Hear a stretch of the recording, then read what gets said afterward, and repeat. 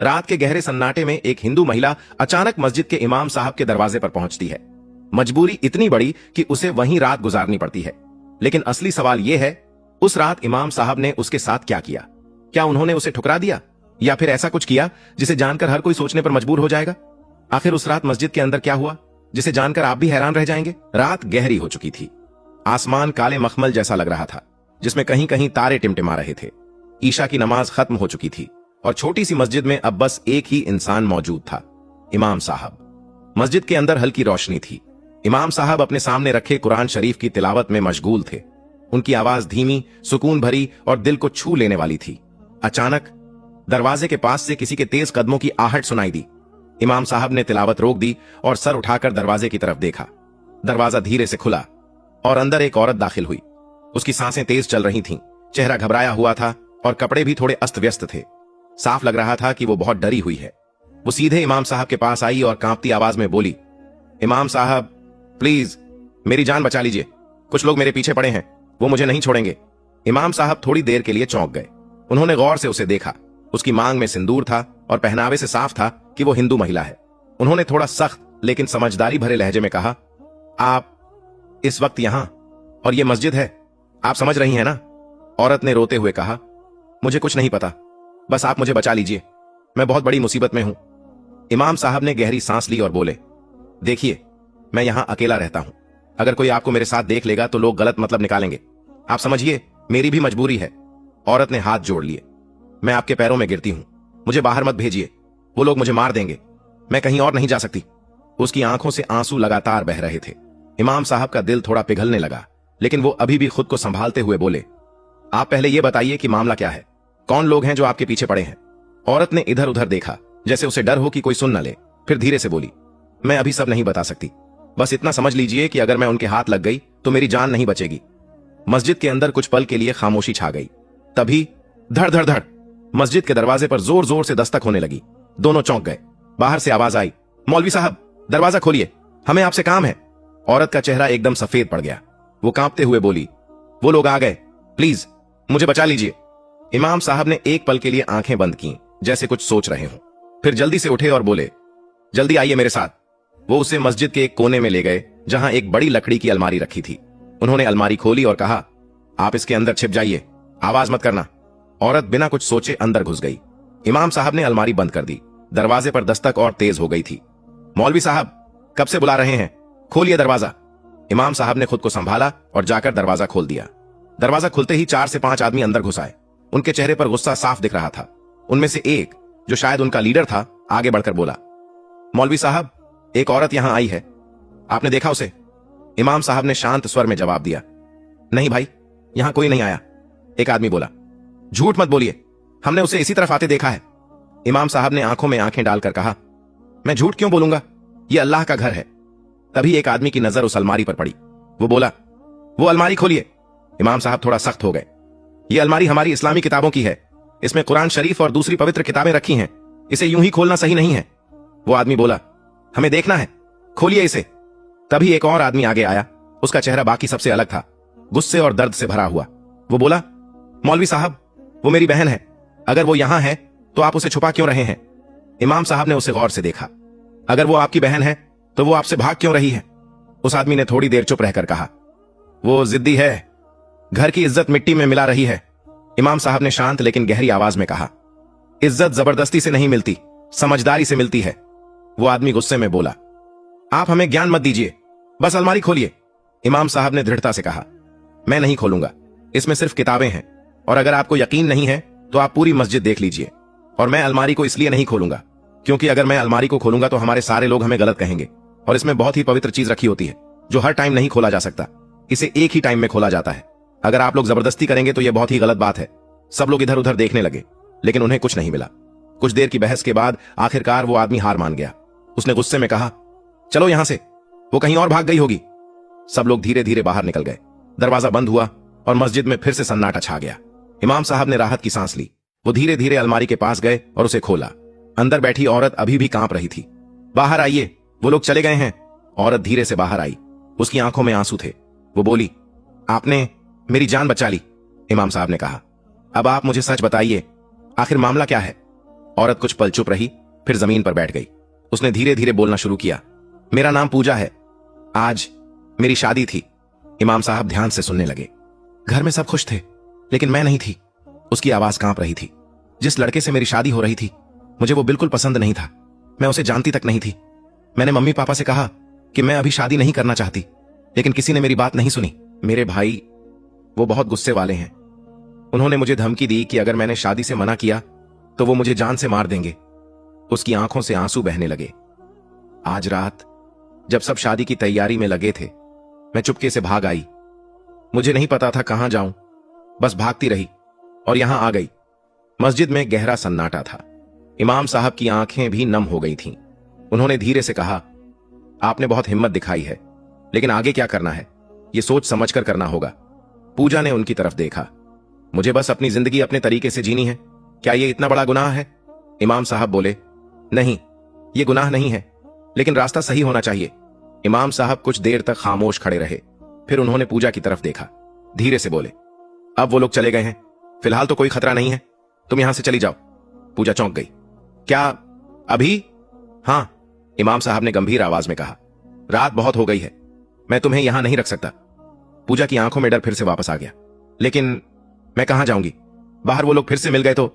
इमाम साहब ने नजरें झुका ली। मैं समझता हूं तुम्हारी हालत, लेकिन तुम ये भी समझो कि मैं अकेला आदमी हूं और तुम एक औरत, वो भी अलग धर्म की। उन्होंने थोड़ा रुककर फिर कहा, तुम हिंदू हो और मैं मुसलमान। अगर किसी ने हमें साथ देख लिया तो लोग क्या सोचेंगे? कोई हमारी नीयत नहीं देखेगा, बस उंगली उठाएगा।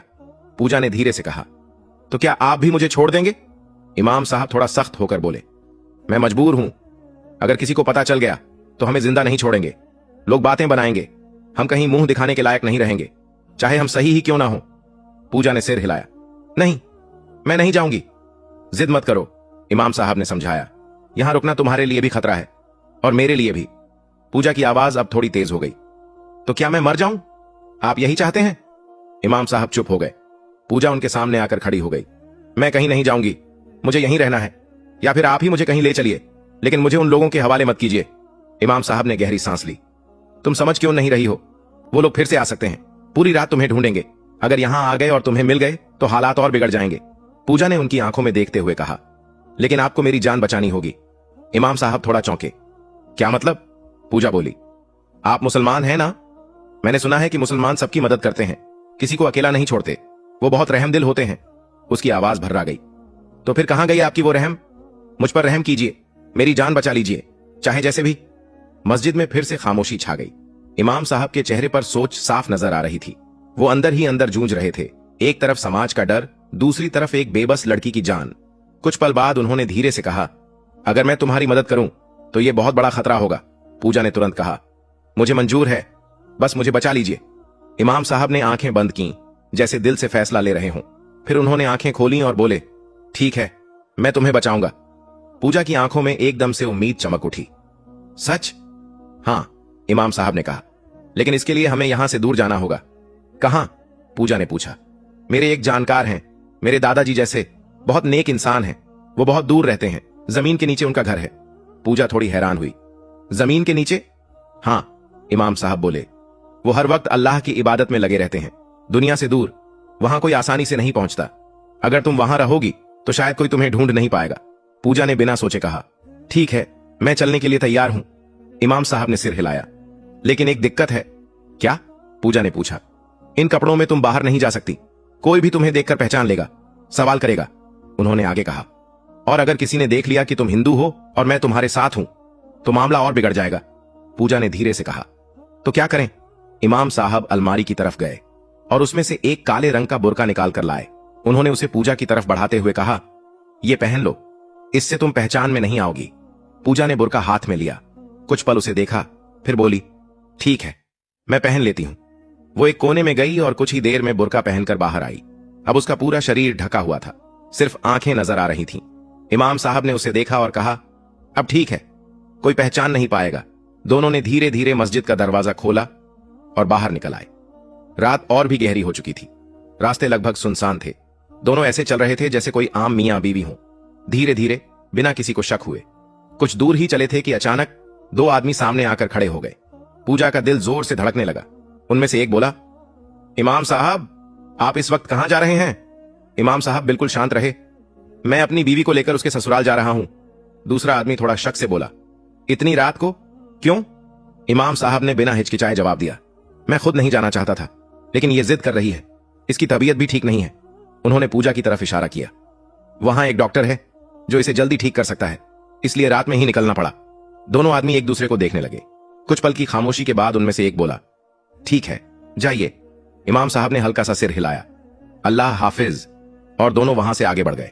रात का सफर लंबा लग रहा था, लेकिन आखिरकार काफी देर चलने के बाद इमाम साहब और पूजा उस जगह पहुंच गए जहां उन्हें जाना था। चारों तरफ सन्नाटा था। पेड़ों की हल्की हल्की सरसराहट और दूर कहीं कुत्तों के भौंकने की आवाज ही सुनाई दे रही थी। सामने जमीन के बीचों बीच एक बड़ा सा गोलाकार लोहे का ढक्कन था, जैसे किसी पुराने कुएं या तहखाने का मुंह हो। इमाम साहब ने धीरे से कहा, हम पहुंच गए। पूजा ने हैरानी से उस ढक्कन को देखा। यही है? हां, इमाम साहब बोले, यहीं नीचे उनका घर है। उन्होंने चारों तरफ देखा, फिर धीरे से उस भारी ढक्कन को हटाया। नीचे अंधेरा था, लेकिन सीढ़ियां नजर आ रही थीं। सावधान रहना, धीरे धीरे उतरना, उन्होंने कहा। दोनों एक एक कदम संभल कर नीचे उतरने लगे। नीचे जाते ही हल्की सी रोशनी दिखी। एक छोटा सा कमरा था जिसमें दीवारों पर दिए जल रहे थे। माहौल बहुत शांत और सुकून भरा था। अंदर एक बुजुर्ग आदमी बैठे थे। सफेद दाढ़ी, सादा कपड़े और चेहरे पर अजीब सा नूर। इमाम साहब ने झुककर कहा, अस्सलाम वालेकुम दादाजी। बुजुर्ग ने मुस्कुराते हुए जवाब दिया, वालेकुम अस्सलाम। आ गए बेटा, इतनी रात को? और ये कौन है? इमाम साहब ने पूजा की तरफ देखा। दादाजी, ये बहुत मुसीबत में है, इसकी जान खतरे में है। फिर उन्होंने पूरी कहानी शुरू से लेकर अब तक सुना दी। कैसे पूजा भागकर मस्जिद आई, कैसे कुछ लोग उसके पीछे थे और कैसे उसे बचाकर यहां तक लाए। बुजुर्ग ध्यान से सब सुनते रहे, बीच में एक बार भी नहीं टोका।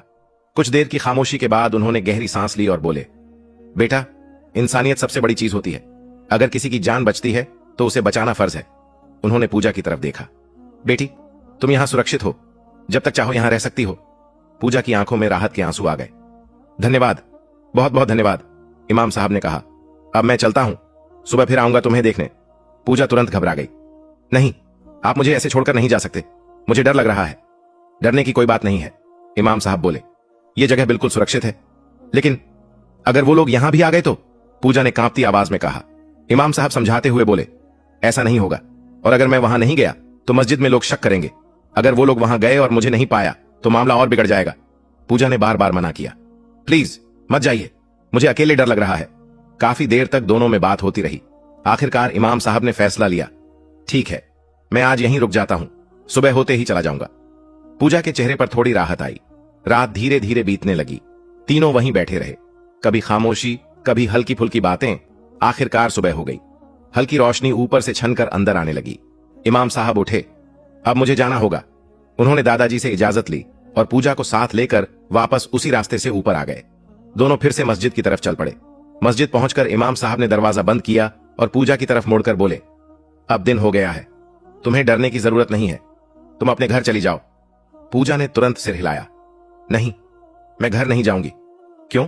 इमाम साहब ने पूछा। मुझे डर लग रहा है, मेरे घर वाले मुझे मार देंगे, वो बहुत जिद्दी हैं, मैं वहां नहीं जाना चाहती। इमाम साहब ने समझाने की कोशिश की।